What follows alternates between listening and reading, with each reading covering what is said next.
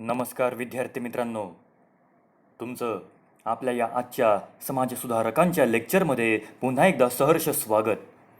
मित्रांनो, आपण समाजसुधारकांची जी lecture series सुरू केलेली आहे त्यापैकी आज आपण पंडिता रमाबाई सरस्वती यांच्याबद्दलची सखोल माहिती या लेक्चरच्या माध्यमातून घेण्याचा प्रयत्न करणार आहोत. तर मित्रांनो, आता आपण थेट पंडिता रमाबाई यांच्या माहितीबद्दल सुरुवात करू, यांच्या अभ्यासाबद्दल सुरुवात करू. पंडिता रमाबाई यांचा जन्म 23 एप्रिल 1858 रोजी झाला. बघा, जर लॉजिक लावून लक्षात ठेवण्याचा जर प्रयत्न करायचा असेल तर टिळकांचा जन्म हा 1856 रोजी झाला आणि त्यानंतर 2 वर्षांनी म्हणजे 1858मध्ये पंडिता रमाबाई यांचा जन्म झाला आहे. मित्रांनो, अशा गोष्टी पेपरमध्ये बऱ्याच प्रमाणात उपयोगी पडतात. लॉजिक लावण्याकरिता आपल्याला या गोष्टी खरोखर उपयोगी पडतात. अगदी तुमच्याबरोबर मी सुद्धा राज्यसेवेचा मेन्सचा अभ्यास करतोय, तर या गोष्टींची थोड्या बहुत प्रमाणात जाणीव असल्यामुळेच जाणून बुजून या गोष्टी तुम्हाला सांगण्याचा प्रयत्न करत असतो. तर त्यांचा जन्म 23 एप्रिल 1858 रोजी झाला. त्यांचं जन्मगाव होतं गंगामूळ, जे आजच्या कर्नाटकमध्ये येतं. बघा मित्रांनो, आपण यापूर्वीचे एक समाजसुधारक बघितलेले आहेत ज्यांचा सुद्धा जन्म हा कर्नाटकमध्ये झाला, जमखिंड या ठिकाणी झाला, आणि त्यांचं नाव आहे महर्षी व्ही राज शिंदे. आता पुन्हा इकडे बोलूयात. पंडिता रमाबाई यांना एकूण 64 वर्षांचं आयुष्य लाभलं होतं. त्यांचं मूळ गाव होतं माळहेरंजी, जे मंगळूर या जिल्ह्यामध्ये येतं आणि जे आजच्या कर्नाटक या राज्यामध्ये येतं, परंतु तेव्हाच्या त्या म्हैसूर राज्यामध्ये हा जिल्हा येत होता. त्यांचं पूर्ण नाव होतं रमा अनंतशास्त्री डोंगरे. त्यांच्या आईचं नाव होतं लक्ष्मीबाई. त्यांच्या बंधूंचं नाव होतं श्रीनिवास. त्यांच्या बंधूंच्या नावावर मित्रांनो एका परीक्षेला प्रश्न पडून गेलेला आहे, आणि पंडिता रमाबाई यांच्याबद्दलची माहिती घेऊन झाल्यावर आपण जे प्रिव्हियस इयरचे प्रश्न उत्तर घेणार आहे त्याच्यामध्ये हा प्रश्न कव्हर होईल आणि तुम्हाला लक्षात येईल की आपण जी माहिती बघतोय, बंधूंचं नाव, बहिणीचं नाव, पतीचं नाव, मुलाचं असेल किंवा मुलीचं नाव, तर हे एक्झामच्या दृष्टीने महत्त्वाचं असल्या कारणामुळेच आपण ती माहिती बघतोय किंवा ती माहिती बघणं हे आपलं नैतिक कर्तव्य आहे, कारण त्या प्रश्नावर आपला एक मार्क अवलंबून आहे. तर अशा प्रकारे त्यांच्या बंधूंचं नाव होतं श्रीनिवास, त्यांच्या बहिणीचं नाव होतं कृष्णाबाई, त्यांच्या पतीचं नाव होतं बाबू बिपिन बिहारीदास मेधावी, आणि त्यांच्या मुलीचं नाव होतं मनोरमा. यांच्या मुलीच्या नावावर मात्र अनेक गट क आणि गट ड च्या परीक्षांना प्रश्न पडून गेलेला आहे मित्रांनो. तर अशी होती त्यांची फॅमिली. मित्रांनो, आता सुरू करूयात. बघा, 23 एप्रिल 1858 रोजी कर्नाटक राज्यातील गंगामूळ, ज्याला कर्काला या नावाने त्या काळी ओळखलं जात होतं, येथील चित्पावन ब्राह्मण कुटुंबामध्ये पंडिता रमाबाई यांचा जन्म झाला. रमाबाईंचे वडील अनंतशास्त्री डोंगरे हे वेदशास्त्र संपन्न व संस्कृत भाषेचे गाढे व्यासंगी होते. अनंतशास्त्रींनी आपली पत्नी लक्ष्मीबाई यांनाही शिक्षण दिलं होतं आणि त्यामुळे त्यांना लोकांनी वाळीत टाकलं होतं. पुढे जुलै 1874 ते ऑगस्ट 1874 या काळामध्ये मद्रास इलाक्यामध्ये प्रचंड मोठा दुष्काळ पडला आणि या दुष्काळामध्ये रमाबाईंचे वडील अनंतशास्त्री यांचा दुर्दैवी असा मृत्यू झाला. आणि त्यापाठोपाठ या दुष्काळग्रस्त परिस्थितीमध्ये त्यांच्या आई म्हणजे माता लक्ष्मीबाई यांचा देखील मृत्यू झाला आणि लवकरच त्यांच्या मोठ्या भगिनी कृष्णाबाई यांचा देखील मृत्यू झाला. पुढे डिसेंबर 1874मध्ये जेव्हा सरकारी आकडेवारी आली किंवा जे वेगवेगळे रेफरन्सेस किंवा सोर्सेसच्या माध्यमातून जर आपण आकडेवारी बघितली, तर मद्रास इलाक्यामध्ये त्या काळात सुमारे 50 लाख लोकांचा उपासमारीमुळे मृत्यू झाला होता. एवढा भयानक दुष्काळ त्या वर्षी मद्रास इलाक्यामध्ये पडला होता मित्रांनो. पुढे 1878मध्ये कलकत्ता येथे रमाबाई व बंधू श्रीनिवास यांचं पुनर्वसन झालं. 1878 साली कलकत्ता येथे रमाबाईंच्या विद्वत्तेने पंडित केशवचंद्र सेन, पंडित महेशचंद्र न्यायरत्न, कालीचरण बॅनर्जी असे अनेक विद्वान व ब्राह्मो समाजातील कार्यकर्ते प्रभावित झाले होते. 1879 साली कलकत्ता युनिव्हर्सिटीमध्ये विद्वानांच्या सभेत रमाबाईंना पंडिता, सरस्वती अशा विद्वत्तेच्या पदव्या बहाल करण्यात आल्या. कलकत्ता येथील सिनेट हॉलमध्ये प्राचार्य टाने, पंडित महेशचंद्र न्यायरत्न व प्राचार्य गौ यांच्या प्रमुख उपस्थितीत रमाबाईंना पंडिता सरस्वती हे बिरुद देण्यात आलं आणि तेव्हापासूनच रमाबाई या पंडिता रमाबाई सरस्वती या नावाने ओळखू जाऊ लागल्या. तर बघा मित्रांनो, पंडिता रमाबाई सरस्वती यांना पंडिता सरस्वती असा किताब हा कलकत्ता येथे प्राप्त झालेला आहे किंवा कलकत्ता इलाक्यातून प्राप्त झालेला आहे. त्यांना मुंबई इलाक्यातून असे किताब प्राप्त झालेले नाहीत, हे लक्षात ठेवण्याचा प्रयत्न करा. पुढे 8 मे 1880 पंडिता रमाबाई यांचे बंधू श्रीनिवास यांचं ढाका येथे अकाली असं निधन झालं आणि आता ही माऊली आता एकटी पडली. परंतु लवकरच त्यांनी 13 ऑक्टोबर 1880 रोजी बाबू बिपिन बिहारी दास मेधावी, जे पेशाने एक वकील होते आणि ते ब्राह्मो समाजी होते, यांच्याशी बंकिमपूर कलकत्ता येथे नोंदणी पद्धतीने विवाह केला. ज्या काळात लोक स्वप्नातही असा विचार करू शकत नव्हते, त्या काळात रमाबाईंनी केवळ आंतरप्रांतीयच नाही तर आंतरजातीय देखील विवाह केला होता. आणि पुढे 16 एप्रिल 1881 रोजी त्यांना मनोरमा या नावाची मुलगी झाली. 8 फेब्रुवारी 1882 पटकी म्हणजेच कॉलराच्या आजारामुळे पंडिता रमाबाई यांचे पती बाबू बिपिन बिहारी यांचं निधन झालं. आणि असं म्हणतात की हा पंडिता रमाबाई यांच्या आयुष्यातला फार मोठा धक्का होता आणि इथूनच पुढे या धक्क्यातून सावरून या माऊलीने आता समाजासाठी काहीतरी करण्यासाठी एक नवी उर्मी निर्माण केली आणि इथूनच त्यांचा पुढे समाज जीवनाचा प्रवास सुरू होतो. मित्रांनो, 1882 साल, ज्या काळात स्त्रियांनी सभा घेणं हा प्रकार नवीन होता व अशा सभांना समाजाकडून मोठा विरोध होता, त्यामुळे अशा सभांना बोभाटा होऊ न देता मुंबई व पुण्यात जी बिन बोभाटी सभा सुरू झाली.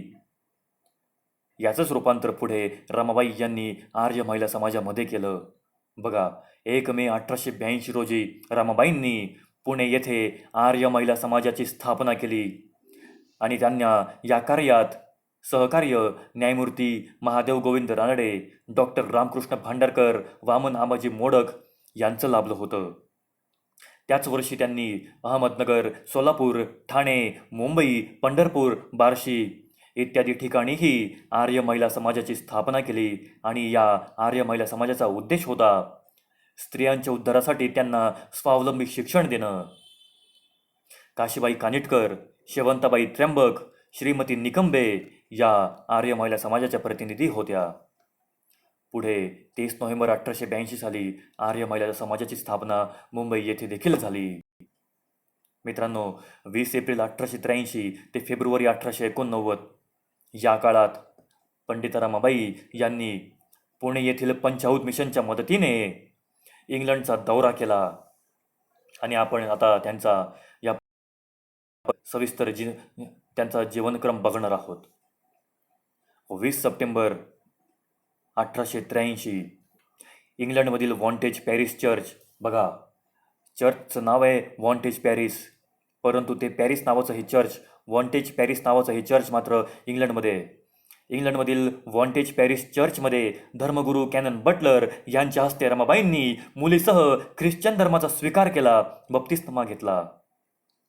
जेव्हा त्यांनी ख्रिश्चन धर्माचा स्वीकार केला तेव्हा त्यांच्यावर महाराष्ट्रातून किंवा देशभरातून अनेक लोकांनी टीका केली होती. तेव्हा पुढे जाऊन त्यांनी सुबोध पत्रिका या पत्रामध्ये मी ख्रिश्चन धर्म का स्वीकारला हा लेख लिहिला होता.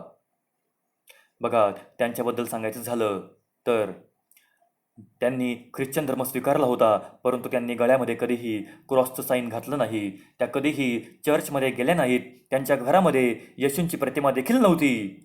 याशिवाय त्यांनी ख्रिश्चन धर्माच्या कोणत्याही चालीरीती पाळल्या नाहीत, उलट त्या हिंदू धर्माच्या सर्व चालीरीती पाळत होत्या, हिंदू धर्माचे सर्व सण साजरा करत होते. त्यामुळे त्यांच्याबद्दल विदू घाटे यांनी असं म्हटलेलं आहे की बाईंनी ख्रिश्चन धर्म स्वीकारला खरा, परंतु त्यांनी येशूलाच हिंदू केलं होतं. पंडिता रमाबाई या शेवटपर्यंत शाकाहारी होत्या. पुढे 1883 मध्ये ब्रिटिशांनी जे शिक्षणविषयक धोरणाविषयी जे हंटर कमिशन नेमलं होतं तर त्या हंटर कमिशनसमोर रमाबाईंनी साक्ष दिली होती. रमाबाईंनी या हंटर कमिशन पुढे बघा कोणते मुद्दे मांडले होते लक्षात घ्या.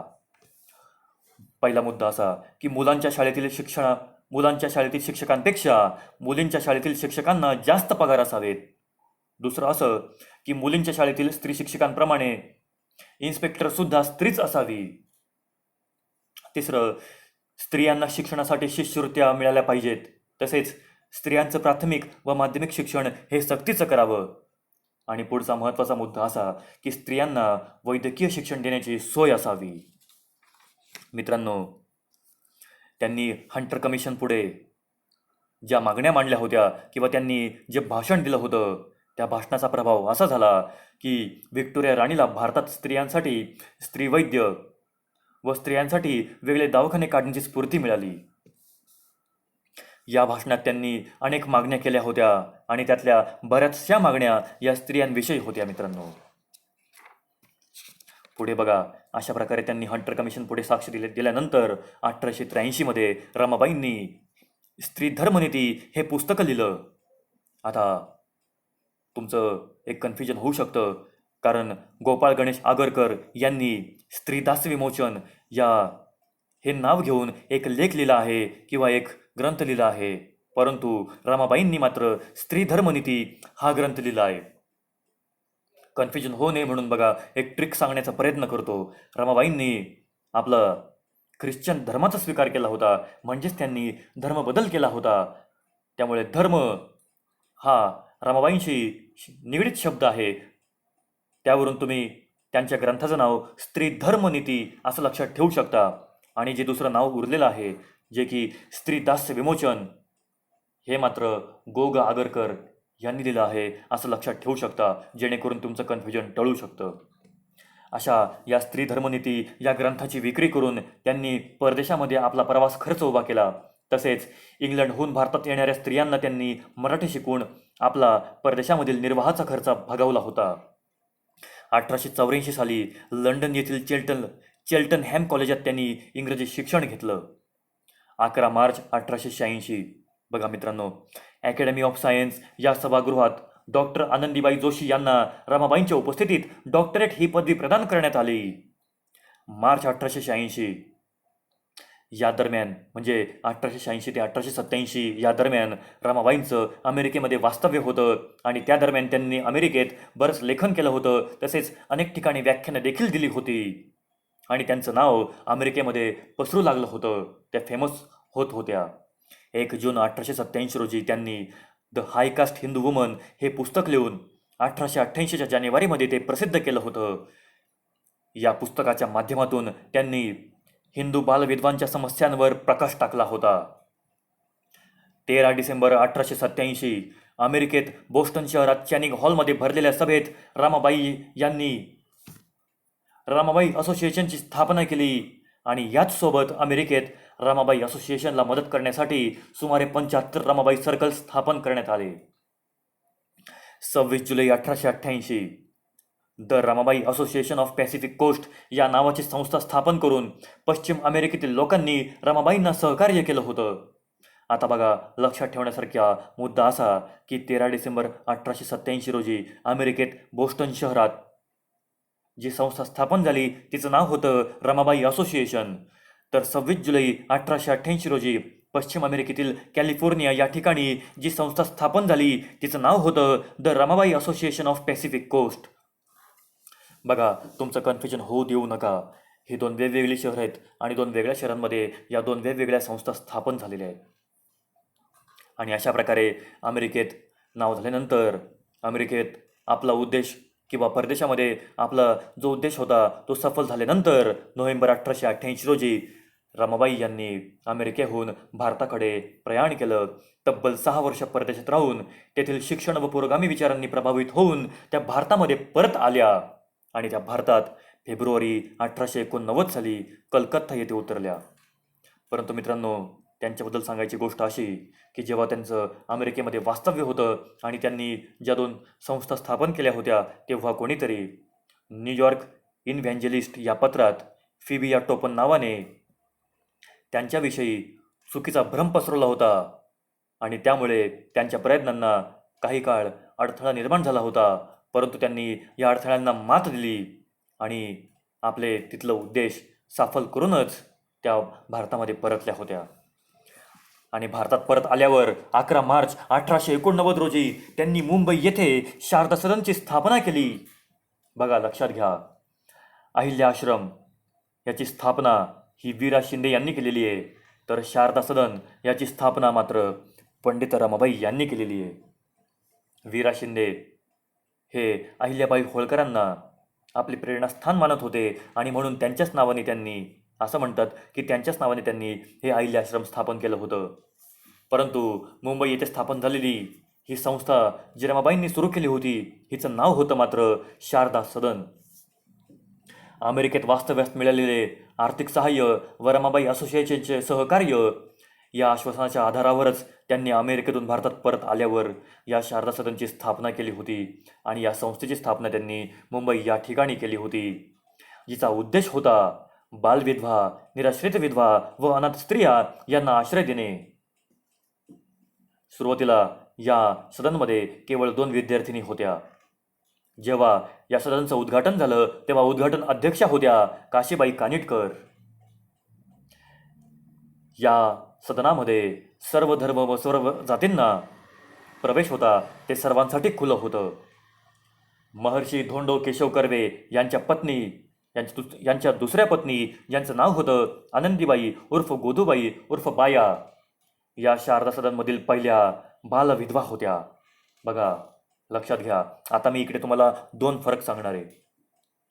शारदा सदनमधल्या पहिल्या बालविधवा जर असा प्रश्न विचारला तर ते नाव आहे आनंदीबाई उर्फ गोदूबाई उर्फ बाया. आणि जर शारदा सदनमधील पहिली विद्यार्थिनी कोण असा प्रश्न विचारला तर त्यांचं नाव आहे शारदा गजरे. आणि असं म्हणतात की या पहिल्या विद्यार्थिनीच्या नावावरूनच या सदनाला शारदा सदन असं नाव दिलं गेलेलं आहे. शारदा गजरे या पुनर्विवाहित बालविधवेची मुलगी होती. आता पुढे वळू. डिसेंबर 1898 रमाबाईंनी युनायटेड स्टेट्सची लोकस्थिती व प्रवास वृत्त या पुस्तकाचं मराठीमध्ये प्रकाशन केलं आणि या ग्रंथात त्यांनी हिंदी ही भारताची राष्ट्रभाषा असावी असा आग्रह धरला होता. पुढे 1889 साली मुंबई येथील राष्ट्रीय सभेच्या अधिवेशनाला पहिल्यांदाच स्त्री प्रतिनिधी म्हणून त्या उपस्थित राहिल्या आणि त्यात त्यांनी काशीबाई कानिटकर यांच्यासोबत पुढाकार घेतला होता. या अधिवेशनाला एकूण 8 स्त्री प्रतिनिधी उपस्थित होत्या. त्यापैकी 4 महिला या आर्य महिला समाजाच्या होत्या, तर उर्वरित 4 महिला या मद्यपान निषेधक मंडळाच्या होत्या. तसेच या अधिवेशनात राष्ट्रीय सभेचं जे अधिवेशन झालं त्यानंतर जे सामाजिक परिषद भरली होती त्यामध्ये देखील रमाबाईंनी भाग घेतला होता.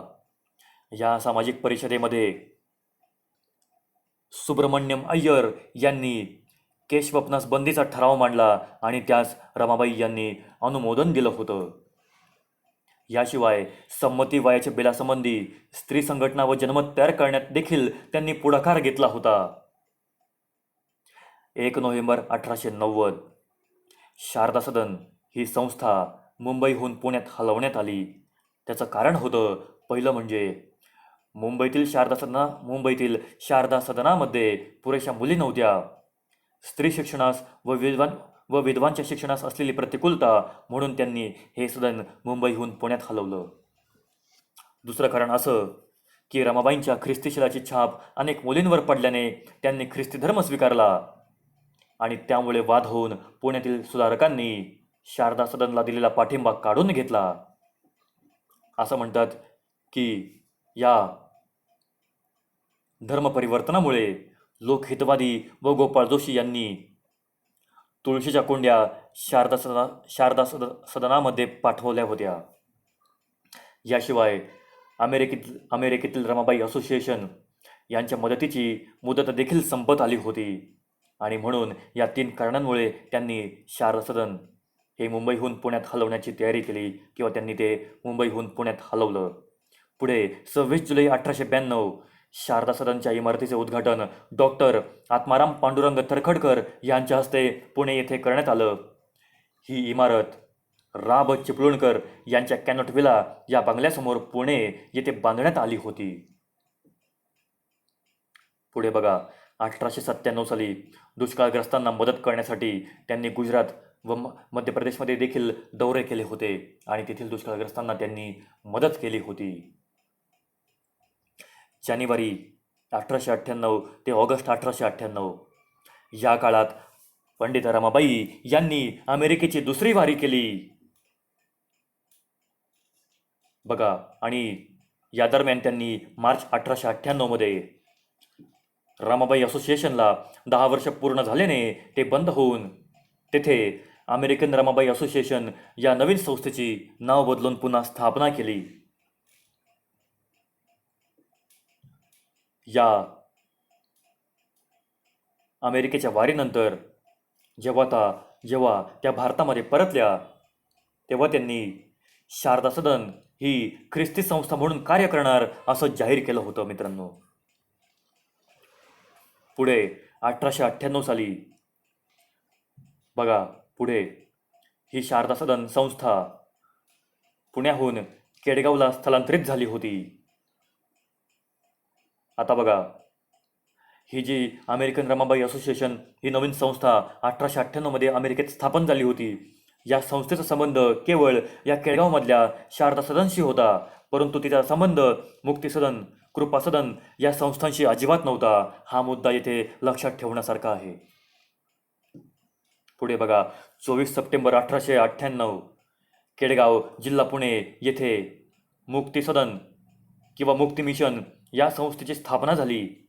असं म्हणतात की ही मुक्ती सदन हे शारदा सदनचंच या संस्थेचं नामांतर आहे, ज्याचा उद्देश होता शारदा सदनाप्रमाणेच येथेही अनाथ मुली व स्त्रिया यांच्या राहण्याची, जेवणाची व शिक्षणाची सोय केली जावी. पुढे 1900 साली गुजरातच्या दुष्काळातील अनेक अनाथ मुली या मुक्ती सदनामध्ये दाखल झाल्या आणि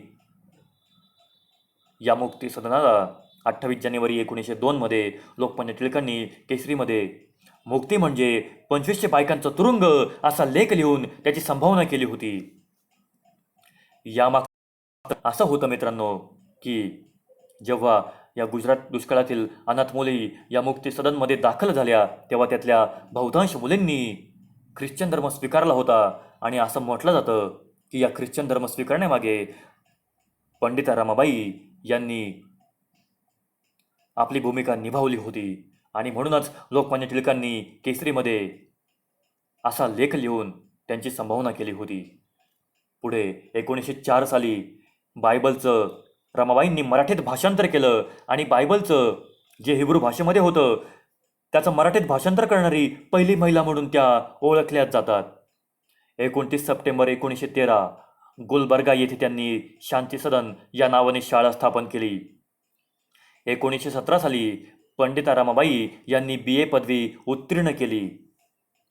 1919 साली रमाबाईंना त्यांच्या कार्याबद्दल इंग्रज सरकारकडून कैसर ए हिंद ही पदवी व सुवर्ण पदक बहाल करण्यात आलं आणि अशा प्रकारची ही पदवी मिळवणाऱ्या त्या पहिल्या भारतीय महिला ठरल्या होत्या. त्यांना ही पदवी स्त्री शिक्षणाच्या कार्याचा गौरवाबद्दल मिळाली होती. 24 जुलै 1921 त्यांची मुलगी मनोरमा यांचं निधन झालं.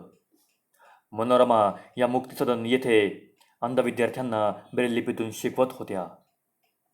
5 एप्रिल 1922 केडगाव, जिल्हा पुणे या ठिकाणी रमाबाईंचं दुःखद असं निधन झालं. आपण त्यांच्याबद्दलच्या इतर महत्त्वाच्या ठळक बाबी बघूयात. अनंतशास्त्रींनी आपली कन्या रमाबाई व पुत्र श्रीनिवास यांना संस्कृत भाषा व विविध शास्त्राचं शिक्षण दिलं होतं. पंडिता म्हणून ओळखल्या जाणाऱ्या भारतातील रमाबाई या एकमेव महिला होत्या. कलकत्ता येथे बंगाली स्त्रियांनी रमाबाईंना भारतवर्षीय स्त्रियांचं भूषण म्हणून मानपत्र दिलं होतं. रमाबाईंनी बालविवाह, पुनर्विवाह बंदी, शिक्षण घेण्यास बंदी यांसारख्या चालीरीती व अयोग्य रूढी परंपरांमधून समाजाला प्रामुख्याने स्त्रियांना मुक्त करण्याच्या दृष्टीने कार्य सुरू केलं होतं. अमेरिकेत असताना रमाबाईंनी हिंदुस्थानातील बालविधवांना उपयुक्त ठरणारी बालोद्यान शिक्षण पद्धती सुरू केली. न्यायमूर्ती रानडे, डॉक्टर भांडारकर. बघा, पुन्हा एकदा रिपीट करतो. अमेरिकेत असताना रमाबाईंनी हिंदुस्थानातील बालविधवांना उपयुक्त ठरणारी बालोद्यान शिक्षण पद्धती सुरू केली होती. पुढे बघा, न्यायमूर्ती रानडे, डॉक्टर भांडारकर, न्यायमूर्ती तेलंग, कृष्णाजी नुलकर, वामनराव मोडक, चिंतामणराव भट यांसारख्या व्यक्तींचा शारदा सदनाच्या सल्लागार मंडळात समावेश होता. पंडिता रमाबाईंनी आपल्या विद्वत्तेच्या जोरावर मराठी, कन्नड, गुजराती, बंगाली, हिंदी, संस्कृत, इंग्रजी, तुळू व हिब्रू या भाषांचं ज्ञान आत्मसात करून निराधार स्त्रियांच्या जीवनावर विविध ग्रंथ लिहिले होते. लेडी डफरीन यांच्या नावे फंड सुरू करून त्यांनी स्त्रियांसाठी वैद्यकीय सेवा आणि सोयीसुविधा उपलब्ध करून दिल्या होत्या. तर मित्रांनो, आता आपण शारदा सदन याद्वारे चालवल्या जाणाऱ्या शाखांचा अभ्यास करणार आहोत. बघा, पहिली शाखा म्हणजे कृपा सदन. पाऊल वाकडे पडलेल्या किंवा शोषण झालेल्या स्त्रियांसाठी हे कृपा सदन स्थापन झालं होतं. पतित स्त्रियांसाठी तो एक आधार होता. दुसरं म्हणजे प्रीती सदन. अशक्त, अपंग व निराधार स्त्रियांसाठी हे प्रीती सदन स्थापन केलं होतं. तिसरं म्हणजे मुक्ती सदन, ज्याची स्थापना 1896 मध्ये झाली होती. निराश्रित व विधवा स्त्रियांसाठी या मुक्ती सदनाची स्थापना झाली होती आणि या मुक्ती सदनद्वारे त्यांनी म्हणजे पंडिता रमाबाई यांनी ख्रिश्चन धर्माचा प्रसार केला होता. या मुक्ती सदनचं स्थळ हे केडगाव येथे होतं. सायम घरकुल, जे वृद्ध व आजारी स्त्रियांसाठी होतं. सदानंद सदन, जे लहान मुलींच्या शिक्षणासाठी होतं, अनाथ मुलांसाठी होतं. भारतमे सदन, जे अंध विद्यार्थ्यांची पहिली शाळा होती. बघा मित्रांनो, त्या मद्यपान निषेधक स्त्री मंडळाच्या सक्रिय कार्यकर्त्या देखील होत्या. तसेच त्यांनी आपल्या आश्रमातील स्त्रियांना शेती, विणकाम, मुद्रणकाम इत्यादी कामे देखील शिकवली होती. मुक्ती सदनामध्ये फळे, भाजीपाला, धान्य इत्यादी पिकवलं जात होतं. सायम घरकुलमध्ये आजारी लोकांकरिता त्यांनी व्यवस्था केली होती. महाराष्ट्रामध्ये 9 वारीऐवजी 5 वारी साडी नेसण्याचा पायंडा त्यांच्यामुळेच पडला होता आणि यासाठी त्यांनी स्वातंत्र्य व स्वयंनिर्णयाचा हक्क हे मुद्दे मांडले होते. 5 वारी साडी नेसण्यामागचे हे त्यांनी 2 महत्त्वाचे मुद्दे मांडले होते: स्वातंत्र्य आणि स्वयंनिर्णयाचा हक्क. आता आपण त्यांच्या ग्रंथसंपदेबद्दल थोडक्यात माहिती बघू. त्यांचा महत्त्वाचा पहिला ग्रंथ म्हणजे स्त्री धर्मनीती. दुसरं, युनायटेड स्टेट्सची लोकस्थिती आणि प्रवास वृत्त. तिसरं, दी हाय कास्ट हिंदू वुमन. अमेरिकेत असताना त्यांनी हिंदू बालविधवांच्या समस्येवर हा ग्रंथ लिहिला होता. पुढचा ग्रंथ बायबलचं मराठीमध्ये, तर जे बायबल हिब्रू भाषेमध्ये होतं त्याचं त्यांनी मराठीमध्ये भाषांतर केलं. पुढे प्रभू येशूचं चरित्र, त्यापुढे पुढचा शब्दबीज, पुढे मूळ ज्ञानातील वेचे, पुढे इब्री व्याकरण, पुढे द टेस्टिओनरी, पुढे Mukti prayer bell and news letters आणि फेमेन एक्सपिरियन्स इन इंडिया 1900 आणि report of Mukti school and mission. पुढे printed letters to friends in America. याशिवाय त्यांचं स्वतःचं आत्मचरित्र होतं, ज्याचं नाव होतं माझी साक्ष. बघा, आर्य महिला समाज स्थापन करण्यामागचा त्यांचा उद्देश आणि त्यांचे नियम आपण थोडक्यात माहिती घेऊ. ही माहितीसुद्धा असणे अतिशय गरजेचं आहे मित्रांनो. परीक्षेमध्ये प्रश्नाचं उत्तर देताना, लॉजिक लावताना या गोष्टी महत्त्वाच्या ठरतात, म्हणून आपल्याला त्यांच्याबद्दल माहिती घ्यायची आहे. पहिलं म्हणजे आमच्या स्त्री वर्गाचा अभिलाष पूर्ण होण्याकरिता स्थापन केलेल्या या समाजाचं नाव आम्ही आर्य महिला समाज असं ठेवलेलं आहे, असं त्यांनी म्हटलं होतं. भारतातील सर्व स्त्रियांवर जुन्या परंपरेने ज्या होत्या, जसं की बाल्यावस्थेत विवाह करणे, अज्ञत्वामुळे पराधीन राहणे व दासस्थितीमध्ये राहणे यांसारख्या ज्या जुन्या परंपरा होत्या, त्यांच्यामुळे स्त्रियांवर अत्याचार होत होते आणि त्यांपासून स्त्रियांची मुक्तता करण्यासाठी व स्त्रियांचा धर्म, नीती, व्यवहार यासंबंधी असलेली दयनीय स्थिती बंद व्हावी यासाठी संघर्ष करणे हा या समाजाचा हेतू होता. पुढे भारतातील हिंदुस्थानच्याच रहिवासी म्हणवणाऱ्या सर्व स्त्रिया या समाजाच्या सभासद होतील. पुढचं बघा की ज्या प्रदेशातील स्त्रिया सहाय्य करू इच्छितात ते सहाय्य सभासद होतील. आणि 5वा मुद्दा अतिशय महत्त्वाचा होता, तो म्हणजे चारित्र्यवान स्त्रियाच या समाजाचे सभासद होऊ शकतील असं त्यांनी जाहीर केलं होतं. मित्रांनो, आता आपण त्यांच्याबद्दलचा शब्दगौरव थोडक्यात बघू. बघा,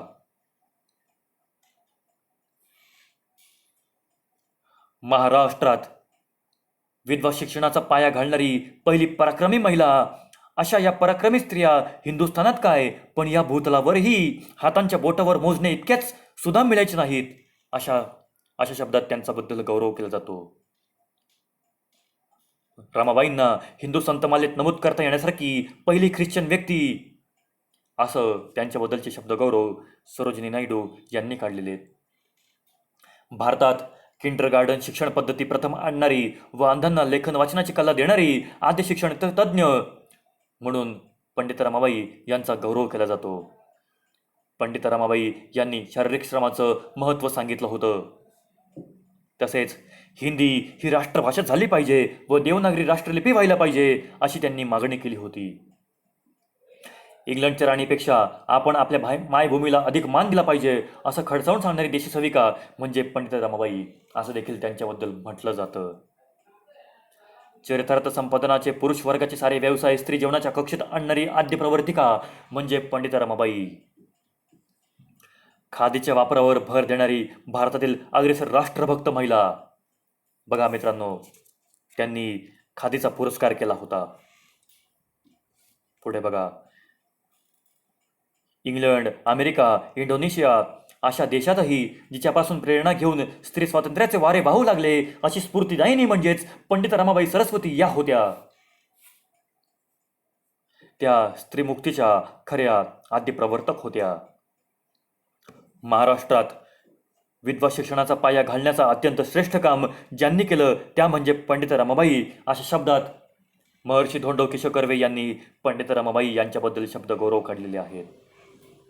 तर मित्रांनो, अशा प्रकारे आपण पंडित रमाबाई यांच्याबद्दलची माहिती घेण्याचा प्रयत्न केलेला आहे. आपण सखोल माहिती घेतलेली आहे मित्रांनो. यासाठी मी एकूण 5 ते 6 सोर्सेस रेफर केलेले आहेत आणि असे सोर्स जे आयोगाच्या दृष्टीने अतिशय ऑथेंटिक आहेत, जसं की मराठी विश्वकोश, जसं की विकासपीडिया यांचा रेफरन्स घेऊनच मी हे आजचं लेक्चर बनवण्याचा प्रयत्न केलेला आहे मित्रांनो. त्यामुळे मला निश्चितच खात्री आहे की तुम्ही या लेक्चरच्या माध्यमातून परीक्षेसाठी आपली उपयुक्त तयारी कराल आणि परीक्षेमध्ये नक्कीच यश संपादन कराल.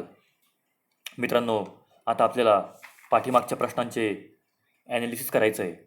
पाठीमागचे प्रश्न आता बघूयात आपण. बघा, रमाबाईंवर राज्यसेवा मुख्य परीक्षा 2015ला प्रश्न पडलेला आहे. पेपर 1ला तो असा की पंडिता रमाबाई ज्या खूप शिकलेल्या होत्या, सुंदर व बुद्धिमान होत्या, त्यांच्याबद्दल पुढीलपैकी कोणते विधान योग्य नाही. एकूण 4 विधान आहेत आणि त्यापैकी अयोग्य विधान कोणतं आहे ते ओळखायचं आहे. पहिलं म्हणजे श्रीनिवास शास्त्री यांचा एकुलता एक भाऊ होता. दुसरं, बरेच ICS अधिकारी यांच्याशी लग्न करायला तयार होते. तिसरं, त्यांनी बिपिन बिहारी दास यांच्याशी लग्न केलं होतं. आणि चौथं म्हणजे वरीलपैकी एकही विधान अयोग्य नाही. तर मित्रांनो, वरीलपैकी एकही विधान अयोग्य नाही. 3ही विधानं ही बरोबर आहेत, 3ही विधाने ही योग्य आहेत. बघा, पहिलं वाक्य जे होतं, श्रीनिवास शास्त्री यांचा एकुलता एक भाऊ होता. तर आता अशा प्रकारे प्रश्न पडल्यामुळे आपल्याला आपण जे समाज सुधारक बघत आहोत त्यांचे भाऊ, बहीण, वडील, आई यांच्याबद्दलची माहिती किंवा त्यांच्या कुटुंबाबद्दलची माहिती घेणं हे क्रमप्राप्त ठरतं. तसेच दुसरं वाक्य बघा, बरेच ICS अधिकारी यांच्याशी लग्न करायला तयार होते. वाक्य देखील बरोबर आहे, परंतु पंडित रमाबाई यांनी मात्र बिपिन बिहारी दास या एका वकिलाशी लग्न केलं होतं आणि जे ब्राह्मो समाजी देखील होते. आता पुढचा प्रश्न बघू, जो 2013च्या राज्यसेवेच्या मुख्य परीक्षेला पडलेला आहे. तो असा की पंडित रमाबाई यांनी स्त्रीमुक्तीकरणात केलेलं कार्य उल्लेखनीय आहे. त्यांच्याबद्दलचे पुढीलपैकी कोणते विधान चुकीचं आहे? आणि आता एकूण 4 विधानं दिलेली आहेत. त्यापैकी चुकीचं विधान कोणतं ते आपल्याला ओळखायचं आहे. पहिलं बघा, त्यांनी महिलांच्या स्थितीत सुधारणा आणण्याकरिता आर्य महिला समाज सुरू केला. तर मित्रांनो, हे वाक्य बरोबर आहे. दुसरं, त्यांनी स्त्रियांना आरोग्य सुविधा पुरवण्याकरिता लेडी डफरिन फंड सुरू केला. तर हे वाक्य देखील अतिशय बरोबर आहे. तिसरं म्हणजे त्यांनी विधवांकरिता शारदा सदनची स्थापना केली. तर मित्रांनो, हे वाक्य देखील बरोबर आहे. चौथं वाक्य बघा, त्यांनी अनाथांकरिता कृपा सदन सुरू केलं होतं. तर हे वाक्य मात्र चुकीचं आहे मित्रांनो. बघा, अनाथ मुलांसाठी त्यांनी सदानंद सदन हे सुरू केलं होतं. तर कृपा सदन स्थापना करण्यामागचं जे त्यांचं उद्देश होतं ते म्हणजे पाऊलवाकडे पडलेल्या किंवा शोषण झालेल्या स्त्रियांसाठी त्यांनी हे कृपा सदन सुरू केलं होतं. त्यामुळे चौथं वाक्य चुकीचं ठरतं, परंतु पहिले 3 वाक्य ही बरोबर आहेत. आता मित्रांनो, राज्यसेवेच्या पूर्वपरीक्षेला पडलेले आपण प्रश्न बघूयात. 2011मध्ये प्रश्न पडलेला आहे तो असा की पुणे येथे आर्य महिला समाजाची स्थापना कोणी केली? आणि मला ऑप्शन देण्याची गरज वाटत नाही. याचं उत्तर अर्थातच पंडिता रमाबाई. फक्त लक्षात ठेवा की आर्य महिला समाजाची स्थापना ही पुणे येथे झालेली आहे, तर मुंबई येथे नाही. परंतु मुंबई या ठिकाणी मात्र मित्रांनो शारदा सदनची स्थापना झालेली आहे. जेव्हा या पंडिता रमाबाई तेव्हा त्यांनी मुंबई या ठिकाणी स्थापना केलेली आहे. आणि हे पुढे शारदा सदन 1898 साली मुंबईहून पुण्याला हलवलं होतं. आता पुढचा प्रश्न जो 2009च्या राज्यसेवेच्या प्रिलिमला विचारला होता तो असा की 1889मध्ये टिंब टिंब टिंब यांनी मुंबई येथे शारदा सदन सुरू केलं. आणि याचं उत्तर देखील मित्रांनो, आता मला ऑप्शन द्यायची गरज वाटत नाही. याचं उत्तर हे पंडिता रमाबाई हेच आहे. बघा, 2001च्या राज्यसेवेच्या प्रिलिमला प्रश्न विचारला आहे तो असा की कैसर ए हिंद ही पदवी प्रथम कोणत्या स्त्रीला देण्यात आली होती? तर त्याचं उत्तर पंडिता रमाबाई. एकूण 4 पर्याय आहेत. पहिलं म्हणजे विजयालक्ष्मी पंडित, दुसरा पर्याय पंडिता रमाबाई, तिसरा पर्याय सरोजिनी नायडू आणि चौथा पर्याय इंदिरा गांधी. तर आता सांगायचं झालं म्हणजे तर इतर 3 स्त्रियांना अशा प्रकारची कोणतीही पदवी मिळाली नाही आहे. तर केवळ पंडिता रमाबाई यांनाच कैसर ए हिंद ही पदवी मिळालेली आहे. आणि याशिवाय अशी पदवी मिळवणाऱ्या त्या पहिल्या भारतीय ठरलेल्या आहेत.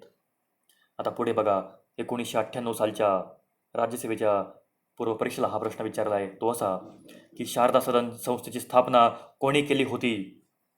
पहिला पर्याय धोंडो केशव कर्वे, दुसरा पर्याय पंडिता रमाबाई, तिसरा पर्याय विठ्ठल रामजी शिंदे आणि चौथा पर्याय गोपाळ गणेश आगरकर. तर बघा, धोंडो केशव कर्वे आणि गोपाळ गणेश आगरकर हे 2 पर्याय तर कट होणार, कारण या दोघांनीही अशा कोणत्याही संस्था स्थापन केल्या नव्हत्या. अशा प्रकारच्या कोणत्याही संस्था स्थापन केल्या नव्हत्या. खरं तर गणेश आगरकर यांनी केवळ आपल्या लेखणीतून समाज प्रबोधन केलं होतं. त्यांनी कोणत्याही प्रकारच्या संस्था स्थापन केल्या नव्हत्या. तर धोंडो केशव कर्वे यांनी मात्र अशा प्रकारची संस्था स्थापन केली नव्हती. आता पर्याय 2 राहिलेले आहेत.